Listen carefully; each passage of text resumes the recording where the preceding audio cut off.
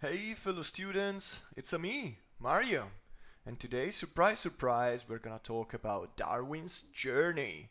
I wasn't sure I would make another video about Darwin's Journey because honestly I haven't played it a lot on BGA because it's so combo heavy that playing it async had me stare at the screen for something like 5-10 minutes per move, which is too much for my tastes, so I actually kinda gave up on it for a while, but I'm actually liking it when played live with other players, especially if it's kind of a fast game, like 2 hours, maybe 2 hours and a half. Okay, that's not really fast, but it's faster than how it felt playing async. And more importantly, I went back to the drawing board and I started studying the games of the best players on BGA so that you don't have to tell you something more, especially about openings. So, this is going to be some kind of a lesson for people that would like to play Darwin's Journey more but wouldn't like to delve too deep into it because they don't have the time. So this is like an introduction to how the opening stages work, the first and sometimes the second round, and what's important, what's not, how are you gonna shape up the game. And honestly, this is my favorite part of Darwin's Journey. It's so full of possibilities at the start, but it's also so tight on resources and so interactive. You always have to take a look at what your opponents are doing to be sure they will not um, leave you back in the mud. You really have to keep up with them and stop some of the most degenerate things you can do in the game to be able to compete. Um, I'm not as enthusiastic about the mid game and the end of the game of Darwin's because sometimes you explode too much and sometimes you just have to do a lot of math, which I don't like. I mean, I like math in general. I just don't like to do too much math in games. But the opening parts are awesome. So, first off, what are you trying to do in Darwin's Journey at the start? A lot of things, but the general thing is you want to set up good combos for the future, or even on the first round if possible. So, setting up combos require a lot of moving parts, as you might figure out by yourself. To set up these combos, you need to know some of the milestones that you have to reach on the map, some of the things that are needed to interlock with each other to be able to set up these combos. So, part of the combos you can set up are about waxes. Waxes are good for mainly three reasons, I would say, at the start of the game. They might let you take one of the crazy special actions that are available at the start. The main one is the one that I have over here, perform all actions associated with a locked action. This one is by far the best one you can set up for, and if you can, you should probably set up for it. It's just insanely valuable, but also this one is very strong. This one can be strong in a pinch. So, getting wax is important for the special actions if there are some good special actions. It's also good to set up your starting objective. We're gonna talk about objectives soon, especially the starting objectives, but in general, waxes are good for that. And the third reason they are good is crew members. This is for the like combo part. Because waxes are of course pretty good just because you are flexible and you can get silver and golden students to take better actions overall. This is part of like the engine building. Here I'm just talking about combos and setting up your crew members most of the time, like not in this case, but most of the times can set you up for some good combos. So these are the reasons waxes are good. Coins are good to set up combos. Coins are good because you can unlock the fifth student. This is still talking about the engine, but actually the fifth student is part of what is gonna make your combo work and is good for lenses. These are mainly the two uses of coins. Of course, you can also use spaces that are occupied by your opponent, but the more I see high level games, the more I see that this objective is more important than this one, which is what I thought when I was playing with my playgroup. So really try to set up this little guy over here. Species are good. Why are species good? To gain coins.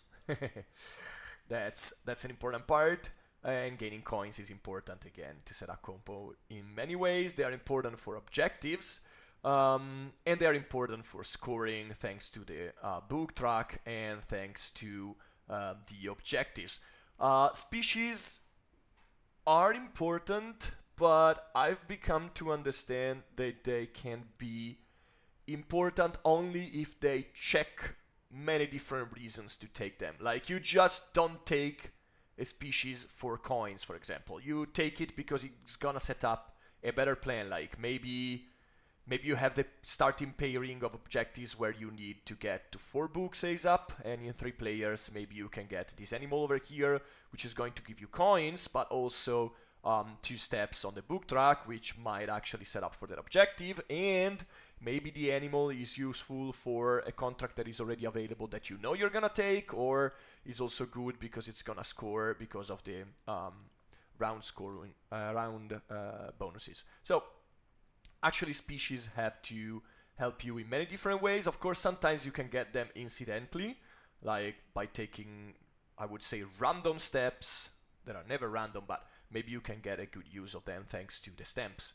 Talking about stamps, stamps are amazingly good at the start of the game. This is something that I definitely evaluated wrong when I made my first video. Stamps are really, really important to set up combos, simply because you're gonna take more actions and more bangs for your bucks when you invest on stamps. More often than not, the stamps that I see, the piles of stamps that I see emptied are the 2 boat movements one, more about boat movements in a while, and they get a wax discounted by 2. Again, waxes can be pretty good to set up combos. Even just getting stamps down twice in a round is not bad. Most of the time you can set up for something better than that, but just emptying one of these piles on the first round and securing 2 of these actions, especially if there are some very strong actions, like here, they're probably among the strongest combination you can have in a game. Having 1 step, 1 boat step, 2 boat movements, and 4 coins are among the best actions you can get at the start of the game. So any of these is pretty good. Normally you want to put down 2 stamps on one and 2 stamps on another one, of course. You don't want 4 on a single one, at least not on the first round. In later rounds, it's a bit more complex than that. But yeah, stamps are very, very good for that, and also are good for some objectives you might get, and they might be good for some round scoring. So overall, stamps are very strong at the start to set up combos. So we've talked about waxes, coins in general, stamps. I think that the other very important stuff we have to talk about is tents. Tents are really, really, really strong. Once again, for the same reasons because of which stamps are strong, they are gonna let you do more actions on top of what you're already doing. So some free actions, as some of the crew member can give you.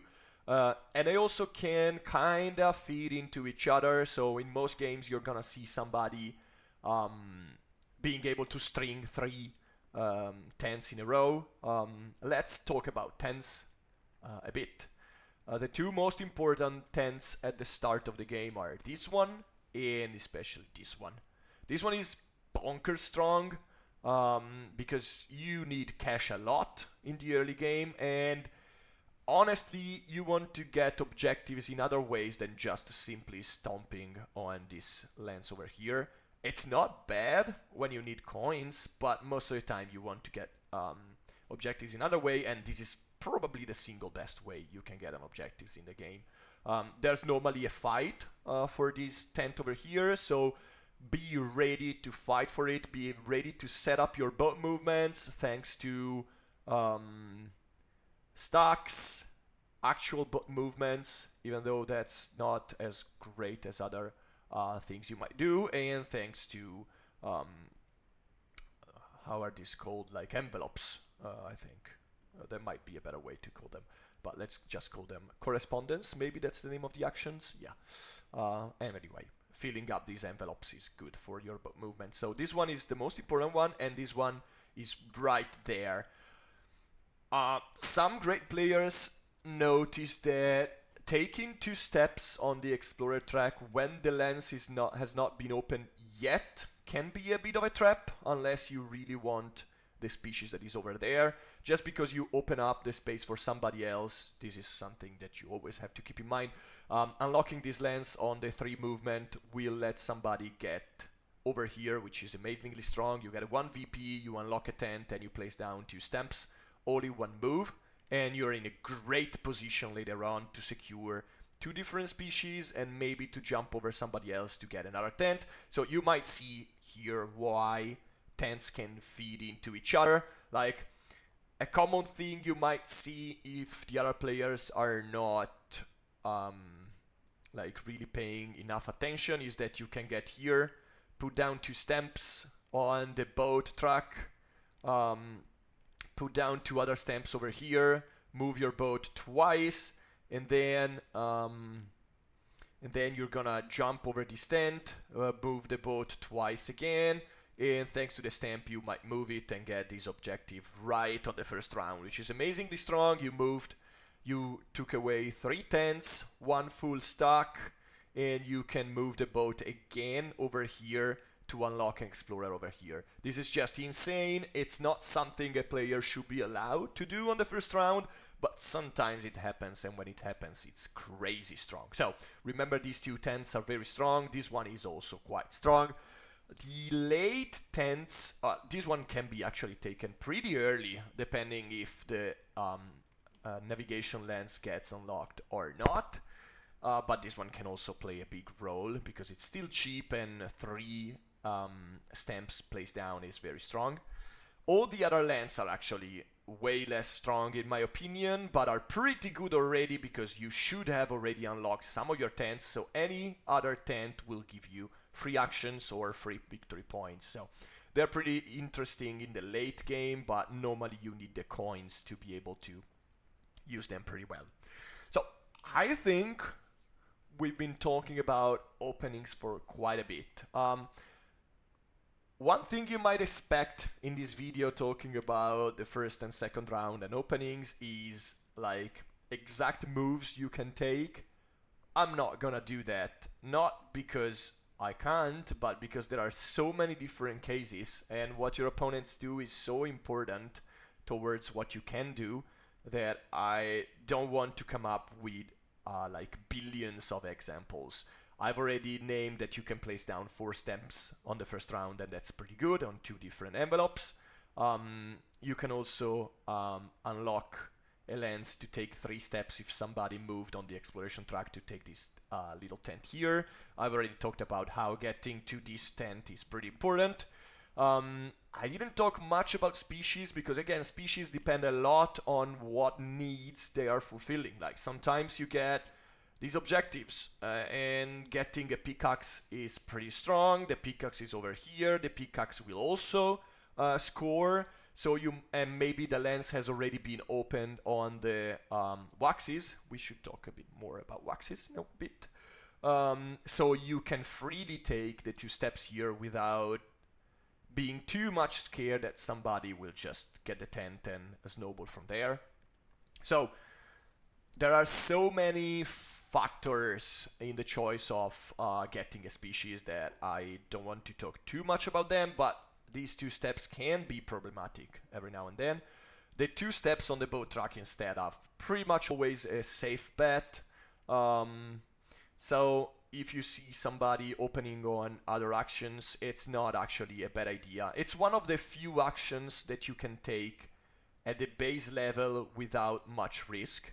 Boat and stumps action, these 2 actions, I think you can take them at the start of the game and don't feel bad about it, because during most of the game you don't want to take just a simple action, or if you take a simple action you do it only to set up for a very strong action later on. So you're not gonna win Darwin's Journey just by taking the basic action. That's something that I can assure you.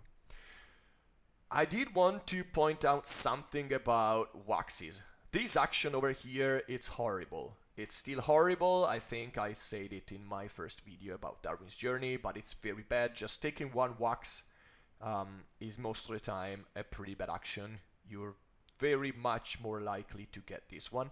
But the lens to take two waxes, and once it's unlocked, just taking two waxes with a discount, they're actually amazing actions. So in this game, for example, I'm not sure what this incredibly strong player that I took as an example will take as his first move. There are a lot of possibilities depending also on the guys he got and all on all the track. I don't want to delve too deep into it because I might make another video in which I'm gonna study a starting setup in depth. This is not that kind of video, but I expect that if not the starting player, somebody will just unlock a lens for this space and take the green and the yellow wax to be able to put them on the yellow guy and to be able to take this action, because this action is honestly it's bonkers.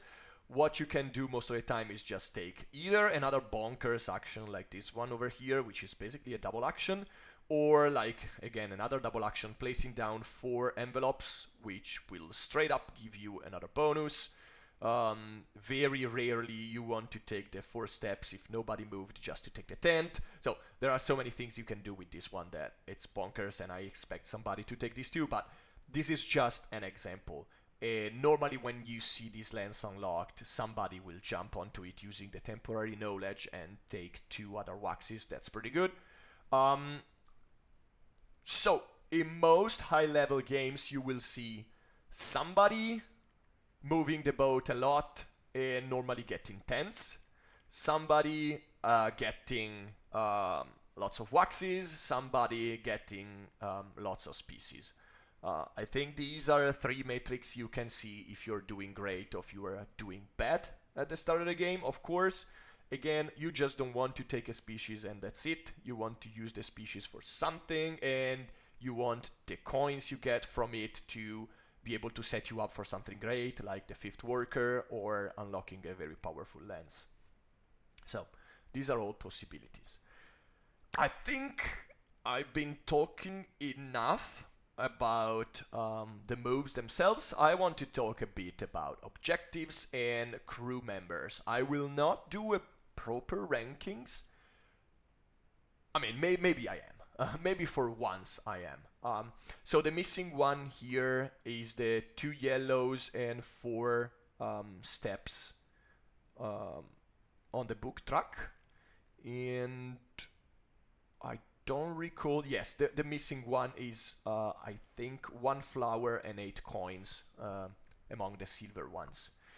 The gold ones are pretty easy to rank in my opinion, and I don't think that most players will disagree with me among the strong players. So the best ones are probably the lens and 2 green waxes, and the get up with the beagle and get 2 red waxes. These 2 are very strong.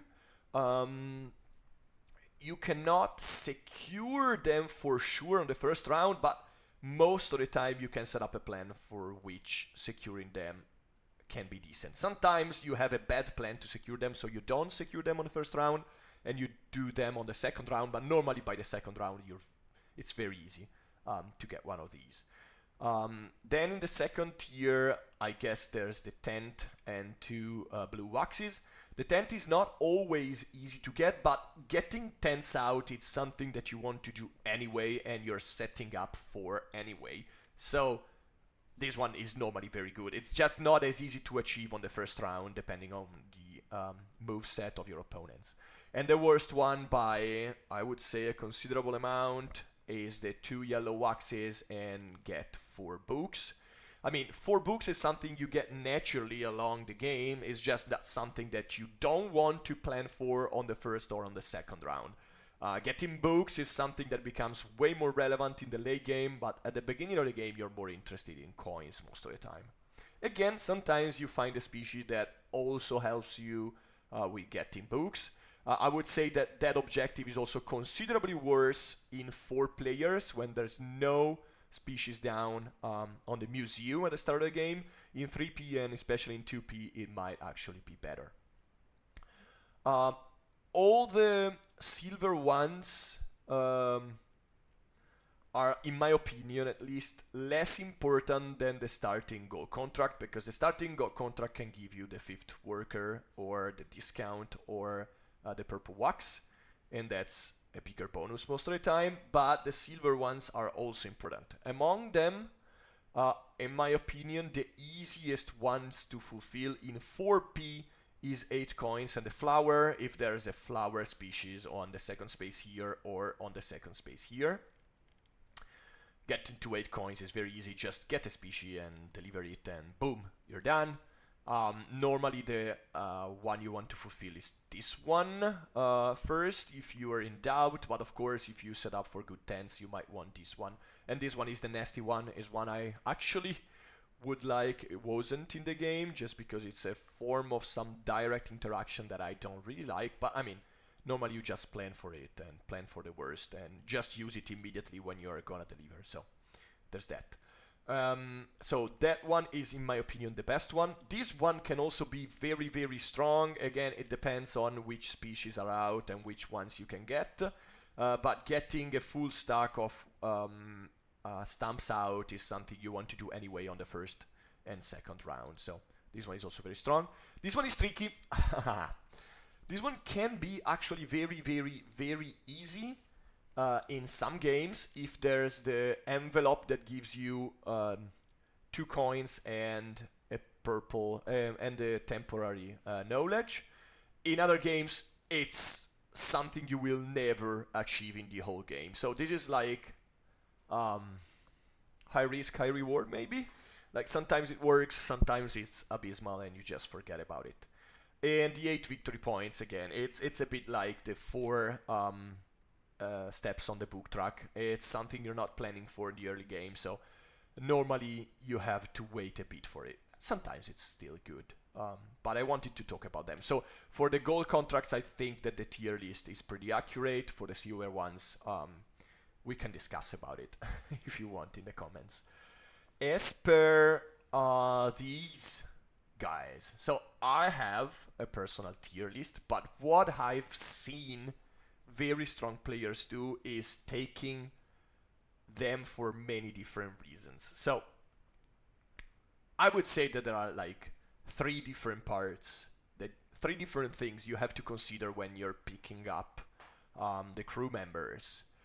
You have the power, which we're gonna talk about soon. Like I'm gonna like rank them power wise. I will not take into consideration the other 2 parts, so keep that in mind. So power, the color of the wax in the top right corner, and the wax required to fill them.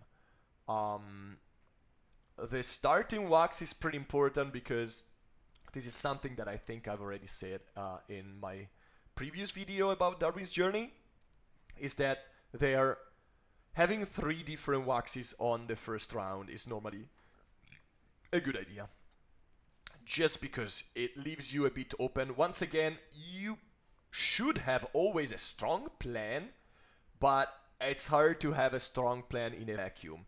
You have to reconsider your plan and find a strong plan each turn, which is why in a sync I find myself like thinking 10 minutes plus to find an ideal move.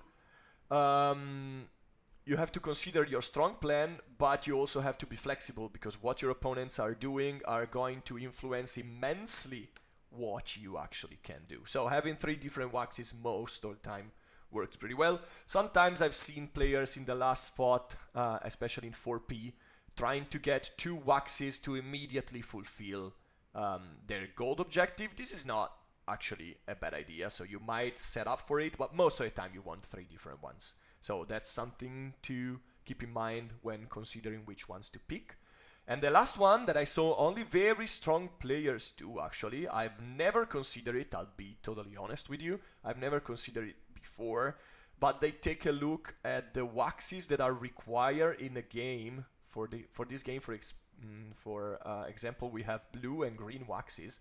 So they take crew members that use as many as possible of that kind of waxes. Like in this game, I saw this very strong player. He's, I think, still #1 on BGA, and he took the crew members not because of their power, which is, I mean, they are all alright. They are not among the best, in my opinion. They took them because of the starting wax too, but also because all of them require blue and green waxes, which is something to keep in mind. In my opinion, it's not as important as the starting wax and as important as the power, but I'm pretty sure a lot of the strong players might disagree with me on that one. So keep in mind that also the kind of waxes that are required can be pretty important, because it means you can fill all of your students with the correct waxes that are both gonna let you unlock these little guys and are gonna score for the end of round bonuses. So there's that. That's it. Let's talk about the most powerful ones. I'm not sure I listed all of them, so I might missing one or two. Again, let me know in the comments.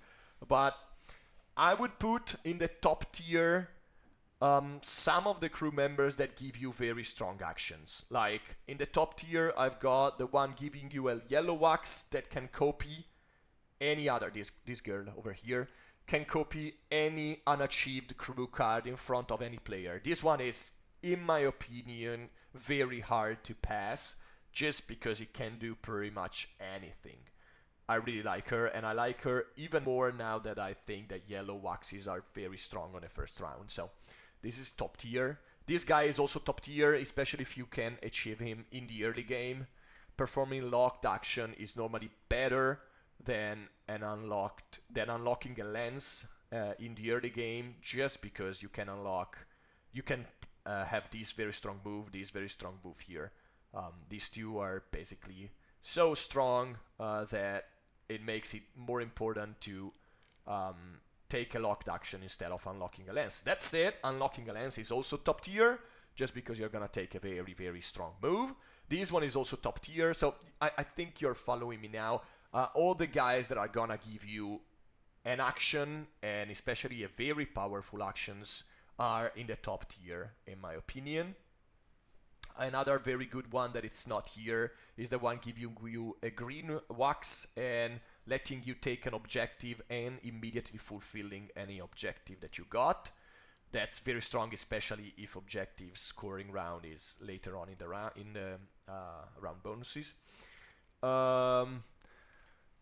And the other top tier that it's not here is the one giving you 4 stamps that you can actually distribute as you please among the different envelopes. It also gives you a yellow starting wax.